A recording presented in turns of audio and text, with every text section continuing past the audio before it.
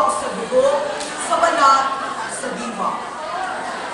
Ako'y Pilipino, kaugat ng daming kayo. Nananaytay sa aking mga ugat, ang dugo ng liting malayo. Bumay ang kinakapangan, kailihan at kagitilan. Tugong na udyok sa libo-libong kawan, na ipagsagalang ang kaliyaan at karapatan laban sa ulo ng naktan, sa pasitiran, sa kuta ng koridor, at tangway ng bataan. Ako'y Pilipino, mula sa hindi nilalap-lapu, Pamblot, Tugohoy, Jexila, Sat, Delpila, Mabini, Luna, Carla at Andres Bonifacio.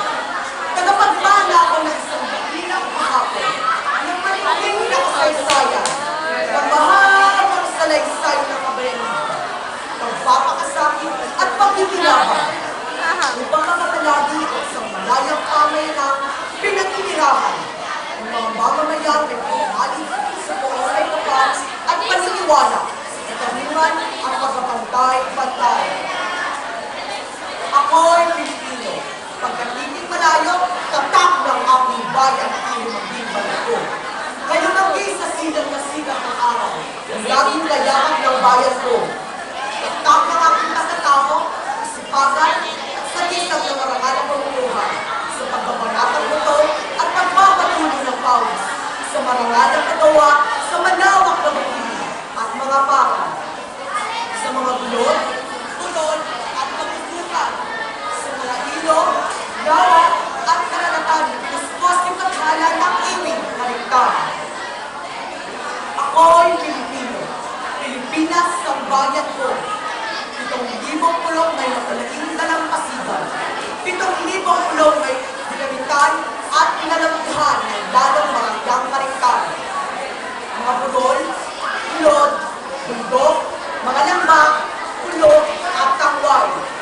Mga talon, batis, ilog, lawa at karagatan, pawang kalain, marikit, pagpagkalili at mayaman. Ako'y Pilipino. Wikang pangsakoy ang wikang Pilipino. Matamis na wikang may sariling letra at alpabeto.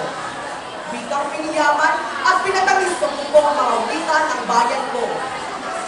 Cebuano, Ilocano, Kapampangan, Iligaylon, Samarlon, Pangasinan, Tagalog, at Bicol, at dahil ilang wika na iba-ibang pangkat, etno, lingwistiko. Ako'y Pilipino, tagapagmana ng isang mayamang kalinangan, ng lambing ng mga oyali, Kalindaw at Kundiman, ng sigla ng Pilipinas ng tao, hindi at labyos ng mga bantao, paglalang siki, kadek at pangalay, mga katutubog siya ng bayan